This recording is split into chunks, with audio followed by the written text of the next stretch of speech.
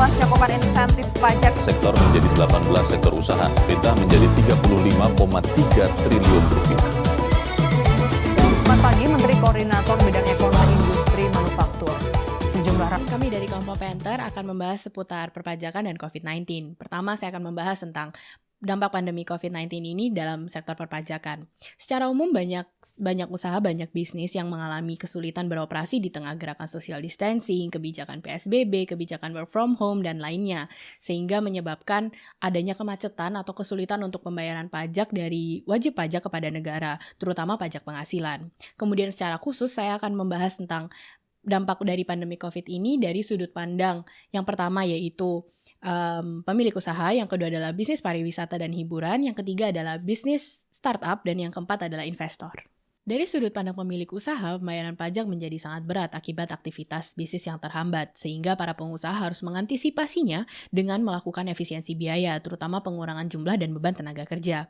Berdasarkan data Kementerian Ketenagakerjaan, per 12 Mei 2020, jumlah tenaga kerja yang dirumahkan dan terkena PHK mencapai 1.722.958 orang, di mana sekitar 1.032.960 orang merupakan pekerja formal yang dirumahkan, dan terdapat 375.165 pekerja formal yang menjadi korban PHK. Kemenaker juga mencatat terdapat 316.000 pekerja informal yang terdampak akibat melemahnya perekonomian karena pandemi COVID-19 ini.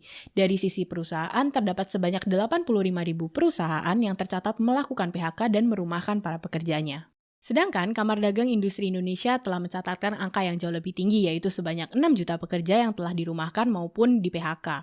Nah, dengan jumlah yang terbesar itu adalah 2,1 juta orang dari industri tekstil, dilanjutkan dengan bisnis restoran sebanyak 1 juta orang, dan perhotelan sebanyak 430.000 orang. Selain itu, para pengusaha pun juga telah mengajukan permohonan insentif pajak atau keringanan pajak. Hal ini terbukti dari Direktorat Jenderal Pajak Kementerian Keuangan yang telah menerima hampir 30.000 permohonan insentif dari pengusaha di tengah pandemi virus COVID-19 ini, dengan 29.730 permohonan WP yang telah disetujui. Insentif yang diberikan adalah untuk PPh pasal 25 dengan pengurangan besarnya angsuran sebesar 30% dari total angsuran yang seharusnya dibayar selama 6 bulan, yaitu dari April hingga September 2020. Insentif PPh pasal 25 ini diberikan karena banyaknya pelaku usaha yang mulai berkurang aktivitasnya atau bahkan menghentikan usahanya untuk sementara selama pandemik ini belum berhenti, yang menyebabkan produktivitas wajib pajak menjadi turun sehingga mengalami kesulitan ekonomi. Perekonomian menjadi melemah bagi berbagai sektor bisnis, terlebih sektor pariwisata, transportasi, hiburan, dan akomodasi seperti restoran dan perhotelan, yang menjadi yang paling rentan. Aktivitas bisnis di sektor-sektor ini sangat terhambat dan terganggu, sehingga menyebabkan penurunan kinerja, menimbulkan pemutusan hubungan kerja, bahkan hingga terancam bangkrut. Berdasarkan hasil riset dari Liveball, diketahui tingkat kunjungan ke laman-laman penyedia tiket hotel maupun transportasi telah turun drastis sejak awal tahun. Penurunan per bulan April lalu bahkan sudah mencapai 70% dibanding puncak kunjungan yang terjadi di Desember 2019. Kunjungan ke situs-situs ini juga turun akibat lesunya industri pariwisata nasional pasca pandemi COVID-19 ini terjadi. Banyaknya rute penerbangan yang ditutup serta tidak beroperasinya sejumlah penginapan juga menjadi sebab penurunan trafik ini terjadi. Bahkan ICAO atau The International Civil Aviation Organization memprediksi bahwa dunia penerbangan internasional dapat kehilangan 1,2 miliar penumpangnya hingga September 2020. Kemudian menurut data Perhimpunan Hotel dan Restoran Indonesia atau PHRI, hingga akhir bulan April terdapat 1.226 hotel yang sudah tutup karena terdampak pandemi COVID-19 ini. Pendapatan devisa sektor pariwisata periode Januari hingga April 2020 yang berpotensi hilang mencapai 4 miliar dolar AS. Semua hal ini menyebabkan kesulitan pembayaran pajak, terutama pajak PPh badan bagi bisnis-bisnis tersebut. Menteri Keuangan Sri Mulyani menyatakan bahwa sudah ada 215.255 wajib pajak badan yang mengajukan permohonan insentif pajak dalam bentuk keringanan pajak akibat bisnis mereka yang terdampak COVID-19. Terdapat sebanyak 1.903.151 perusahaan yang pengajuannya berhasil disetujui, sedangkan sisanya sebanyak 22.104 wajib pajak badan tidak disetujui karena tidak sesuai dengan kriteria perusahaan yang mendapat keringanan pajak yang diatur dalam Peraturan Menteri Keuangan Nomor 23 Tahun 2020 dan Nomor 44 Tahun 2020 tentang insentif pajak untuk wajib pajak terdampak pandemi COVID-19. Tidak hanya bisnis pariwisata dan hiburan, bisnis wisata pun terkena dampak dari pandemi COVID-19 ini. Seperti Uber misalnya yang telah menyatakan hendak melakukan PHK terhadap 3.700 karyawannya atau setara dengan 14% total jumlah pekerja. Startup akomodasi dan wisata Airbnb juga telah melakukan PHK terhadap 1.900 karyawannya atau sekitar 25% dari tenaga kerja perusahaan. Semuanya merupakan karyawan divisi customer service dan rekrutmen.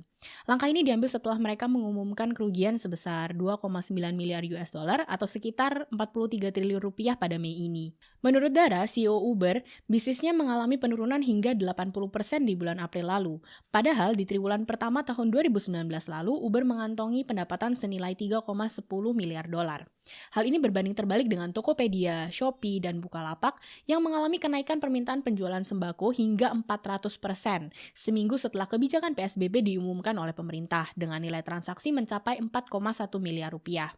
Nuraini Razak atau VP of Corporate Communication Tokopedia menyatakan bahwa angka penjualan di kategori kesehatan, keperluan rumah tangga, hobi, serta makanan dan minuman telah meningkat secara signifikan. Berdasarkan survei yang dilakukan oleh Tech in Asia, terdapat sekitar 8% startup di Asia Tenggara yang terkena dampak negatif dari wabah COVID-19 ini. Jaringan operator hotel Aerie atau Aerie Rooms akan menghentikan operasional mereka secara permanen pada 31 Mei 2020 akibat lesunya industri pariwisata di tengah pandemi COVID ini. Hingga saat ini Aerie juga telah merumahkan 70% karyawannya. Bukan hanya Aerie, hal yang sama juga dialami Oyo. Mereka telah merumahkan ribuan karyawannya setelah memperkirakan adanya penurunan omset hingga 60% di tahun 2020. Red Doors dan Traveloka juga melakukan efisiensi jumlah karyawan agar bisnisnya tetap berjalan di situasi seperti sekarang. Bahkan Grab pun juga menyatakan pandemi COVID ini berdampak signifikan bagi keseluruhan pendapatan bisnis utamanya. Hui Ling Tan selaku co-founder Grab mengatakan pendapatan mereka akan lebih rendah dibanding apa yang mereka peroleh sebelum wabah ini menyebar. Sehingga dapat disimpulkan bahwa bisnis startup yang terkena dampak dari COVID-19 ini dan terancam tidak mampu membayar pajak akibat lesunya atau penurunan bisnis mereka adalah dari sektor pariwisata dan hiburan. Sedangkan sektor bisnis startup yang tidak begitu terancam adalah platform-platform e-commerce yang ada. Selanjutnya saya akan membahas dari sisi investor. Indeks harga saham gabungan atau IHSG turun pada akhir perdagangan Jumat 15 Mei kemarin. Indeks masuk ke zona merah 0,14% atau 6,23 poin di level 4.507,61. Kemudian dari 694 saham yang terdaftar di Bursa Efek Indonesia atau BEI, sebanyak 149 saham bergerak menguat, 221 saham bergerak melemah, dan 324 saham stagnan. Sektor industri konsumsi mengalami peningkatan sebesar 1,89% atau setara dengan 35,11 poin, disusul sektor manufaktur sebesar 1,73% atau setara dengan 19,69 poin, dan saham-saham di sektor aneka industri sebesar 2,53% atau setara dengan 17,69 poin. Sedangkan sektor saham yang melemah adalah keuangan yang mencapai minus 2,67% atau setara dengan minus 23,51 poin. Berikutnya adalah sektor perdagangan sebesar minus 0,52% atau minus 3,04 poin. Lalu saham di sektor pertambangan menyusut hingga minus 0,13% atau minus 1,62 poin. Sehingga dalam praktiknya, pelaku pasar trader menjadi lebih rentan dan lebih terkena dampak dibanding investor jangka panjang. Karena pada dasarnya semakin besar penurunan pasar saham, maka semakin besar juga potensi keuntungan di masa depan. Selain itu, semakin lama, kemungkinan pemulihan ekonomi juga akan semakin tinggi. Sehingga bagi investor jangka panjang, dampaknya tidak begitu berarti dan signifikan. Lain halnya dengan trader yang melakukan kegiatan jual beli saham dalam jangka pendek tentu akan lebih beresiko. Oleh karena itu, trader akan lebih terancam untuk tidak mampu membayar pajak dibanding investor jangka panjang. Selanjutnya, di sini saya akan menjelaskan mengenai upaya pemerintah pusat dan daerah dalam aturan perpajakan dari perspektif UU Perpajakan. Yang pertama yaitu upaya pemerintah pusat. Menurut Keputusan Direktur Jenderal Pajak nomor KEP 156/PJ/2020 tentang kebijakan perpajakan sehubungan dengan penyebaran wabah virus corona 2019 mengatur bahwa WP pribadi yang melapor SPT tahunan untuk tahun pajak 2019 dan melakukan pembayaran atas jumlah pajak kurang bayar 2019 sampai dengan 30 April 2020 maka diberikan penghapusan sanksi administratif atas keterlambatan. Kemudian yang kedua, WP pribadi peserta amnesti pajak dan yang berkewajiban untuk menyampaikan laporan realisasi pengalihan penanaman dan investasi harta tambahan atau realisasi penempatan harta tambahan diberi kelonggaran dalam penyampaian sampai 30 April 2020. Kemudian yang ketiga, WP dapat menyampaikan SPT masa PPh pemotongan atau pemungutan untuk masa pajak Februari 2020 dari 21 Maret sampai 30 April 2020 tanpa dikenai sanksi administratif keterlambatan.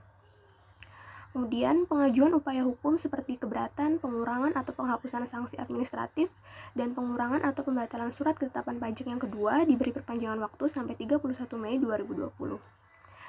Kemudian, adanya relaksasi penyampaian dokumen kelengkapan SPT paling lambat sampai 30 Juni 2020 bagi WP badan dan WP pribadi yang melakukan pembukuan untuk akhir buku 31 Desember 2019 dan tidak dikenakan sanksi denda keterlambatan. Namun, jika kurang bayar dan baru disetor setelah 30 April 2020, tetap dikenakan sanksi bunga 2% per bulan.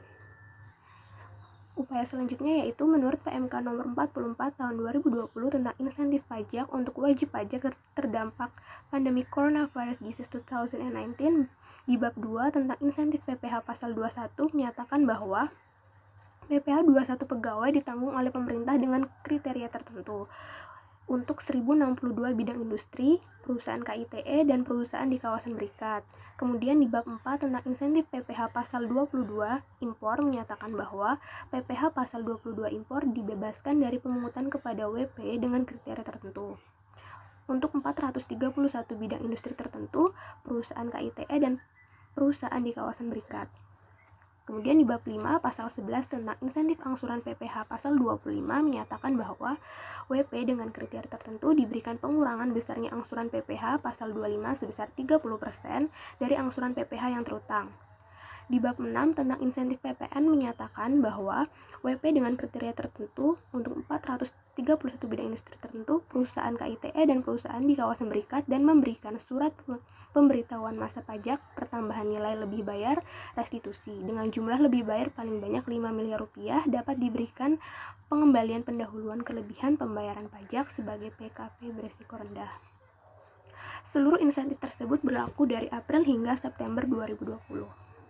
Kemudian ada pula penambahan jumlah sektor usaha yang menerima fasilitas pajak yakni kepada pelaku UMKM.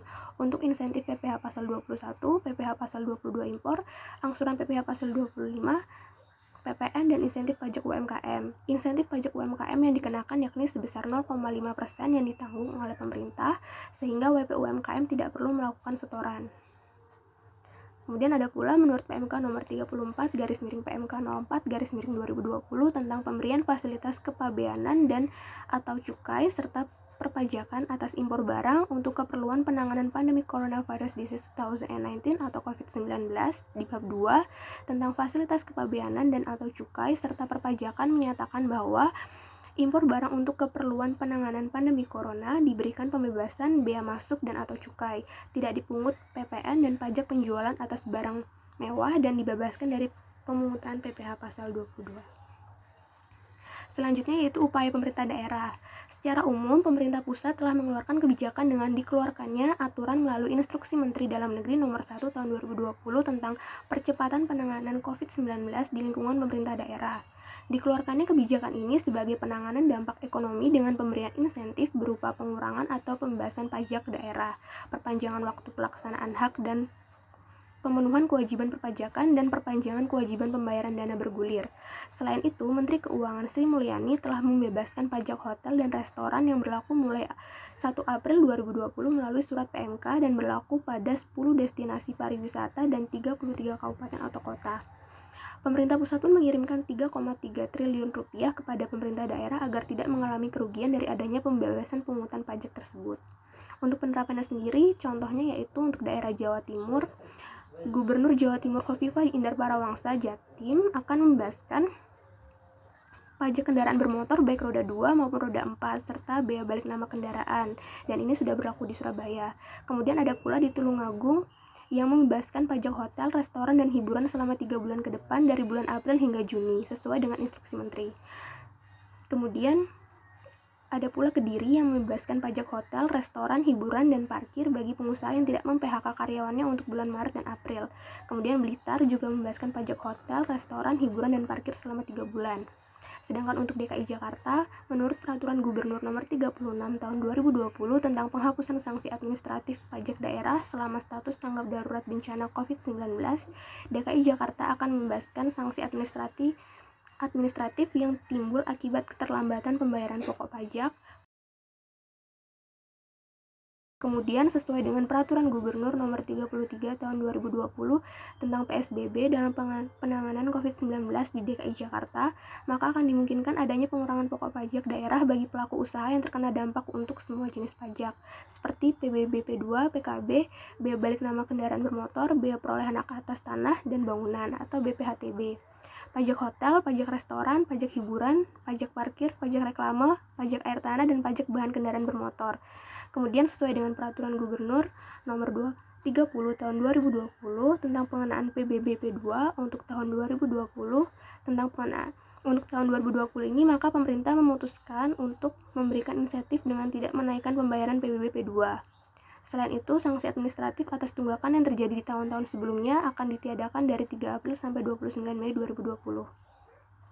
Untuk Bali, Dinas Pendapatan Daerah atau Bapenda Provinsi Bali memutuskan untuk menghilangkan sanksi administratif berupa bunga dan denda PKB dan bea balik nama kendaraan bermotor dari 21 April hingga 28 Agustus 2020 untuk sekitar 342.000 unit kendaraan bermotor. Selanjutnya yaitu sektor swasta seperti pelaku bisnis dan pelaku investor. Banyak hal yang mereka lakukan untuk tetap meningkatkan kinerja keuangan mereka dan tetap membayar pajak atau wajib pajak di dalam keadaan COVID-19 ini. Tergantung dengan segala apapun yang mereka lakukan sesuai dengan bidang mereka pastinya. Nah, banyak yang melakukan penyesuaian produk dengan kebutuhan yang relevan saat ini atau saat pandemi COVID-19 ini.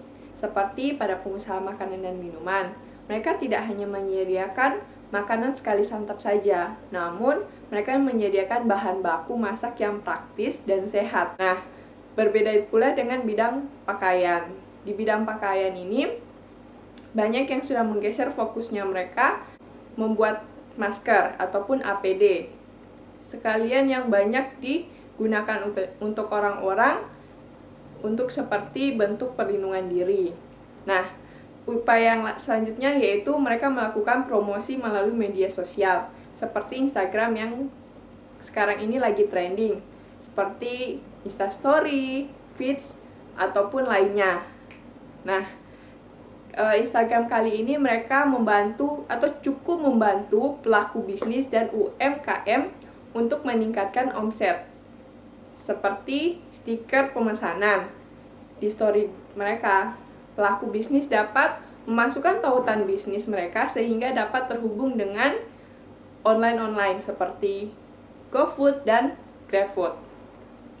Dan bukan hanya itu saja, mereka menyediakan stiker gift card yang berguna untuk memasarkan voucher potongan harga. Nah, upaya selanjutnya yaitu mengatur cash flow. Perusahaan di mana berubah dari metode attack menjadi metode survival, seperti penekanan biaya untuk branding perusahaan, menunda kegiatan ekspansi, dan hingga menunda campaign lebaran. Upaya selanjutnya yaitu pengaturan ulang kegiatan kerja, seperti hal yang sekarang kita ketahui yaitu work from home. Namun tetap terpantau agar karyawan tetap produktif dan membuat rencana kerja dari urutan yang paling prioritas untuk dikerjakan. Nah, yang paling terakhir upaya yang mereka lakukan yaitu sekarang ini di bidang pariwisata seperti perhotelan itu sangat menurun dan yang bahkan ada yang tutup. Nah, langkah yang diambil itu untuk yang buka sekarang, yang tetap buka, berusaha, ada yang digunakan untuk bergabung dengan pemerintah demi mereka cukup mengapresiasi dokter-dokter yang ada atau yang berada di garis depan itu. Ada yang berarti itu seperti hotel mereka disediakan untuk orang-orang kesehatan. Nah, selanjutnya itu ada beberapa hotel juga yang buka untuk tamu-tamu. Itu banyak hal yang mereka lakukan seperti menjual kamar dengan tambahan benefit dan voucher itu Selanjutnya yaitu upaya sektor swasta di bidang investor. Ini adalah upaya-upaya para investor lakukan atau bagi kalian yang ingin melakukan investasi. Yang pertama yaitu mengalokasikan dana dengan terencana, di mana menggunakan dana yang memang ditunjukkan untuk berinvestasi dan jangan menggunakan tabungan ataupun yang biasa untuk kebutuhan sehari-hari. Karena dana tersebut lebih baik digunakan untuk hal-hal yang penting saja. Justru kita atau para investor itu harus meningkatkan dana darurat yang dimiliki oleh kita selama masa pandemi. Yang selanjutnya yaitu melakukan pengecekan terhadap profil risiko perusahaan yang menjadi tempat kita melakukan investasi. Nah, banyak hal yang untuk dipertimbangkan. Dan jika memang mengalami kerugian lebih dari ambang batas, maka investor dapat menjual saham. Namun, jika masih belum terlalu rugi dan dapat ditoleransi, sebaiknya tetap mempertahankan investasinya di perusahaan tersebut. Dan sampai keadaan menjadi pulih karena tujuan investasi sebaiknya memang untuk jangka panjang.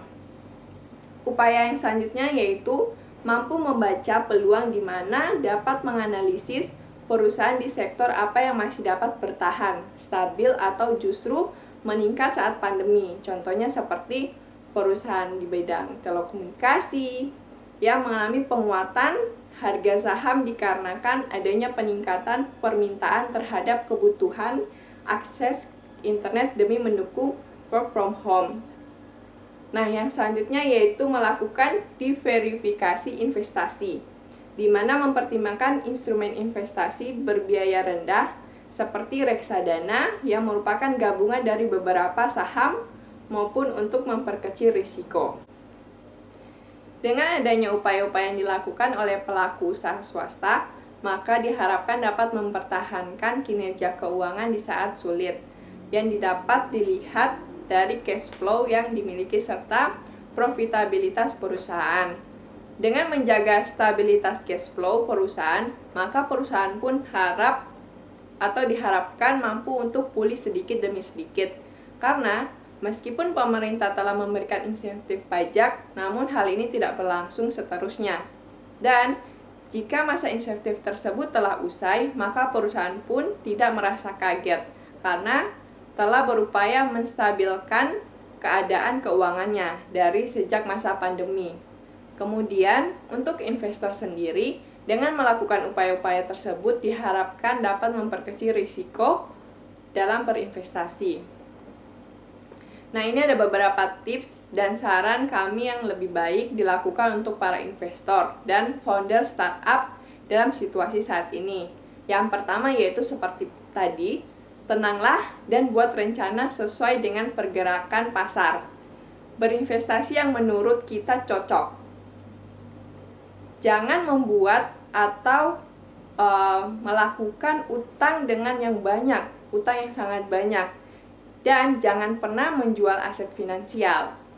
Yang kedua yaitu pertahankan alokasi asetmu. Yang ketiga, pertahankan diverifikasi. Jangan memiliki terlalu banyak aset di satu industri saja, demi memperkecil risiko kerugian akibat nilai saham yang turun. Dan untuk private equity investment seperti startup, usahakan mempertahankan 5 hingga 10% net worth dan pertahankan nilainya. Untuk startup, beberapa perusahaan beruntung seperti kesehatan, delivery, kebersihan, dan lain-lain. Tapi di luar itu, mayoritas startup tengah menghadapi masa yang sulit. Untuk yang menghadapi kesulitan, harus bertindak dan menavigasi revenue, biaya, dan cash flow perusahaan di masa seperti ini. Dan yang selanjutnya yaitu perkirakan cash flow-mu. Pastikan kamu mempunyai dana yang cukup untuk minimal 18 bulan ke depan. Jika tidak, potong biaya dan cari pendapatan sampai kamu memiliki dana tersebut. Terutama jika kamu tidak mendapatkan investor dalam waktu yang dekat. Di saat ini yang sama, ajukan fasilitas kredit yang bisa membantu mendapatkan uang dengan cepat. Beberapa founder biasanya kesulitan mendapatkan jaminan mengajukan kredit. Jika kamu mempunyai dana yang cukup banyak, disarankan untuk memotong biaya yang tidak perlu, dan biaya tersebut bisa mempertahankan keuangan kamu selama 24-30 bulan. Memotong biaya-biaya seperti biaya kantor. Pertimbangkan lagi apakah sekarang kamu perlu menyewa tempat untuk biasanya kalian bekerja, atau bisa menghemat 2% biaya dengan memanfaatkan software untuk bekerja secara online. Nah, untuk biaya kesejahteraan pegawai, beberapa aktivitas team bonding bisa dilakukan secara gratis saat ini. Nah, selanjutnya yaitu manajemen cash flow. Buat paket atau layanan yang mampu mendapatkan uang dengan cepat. Selanjutnya yaitu strategi. Tahan ekspansi ke luar negeri dan mungkin hentikan operasi beberapa produk yang tidak menghasilkan pendapatan yang sepadan.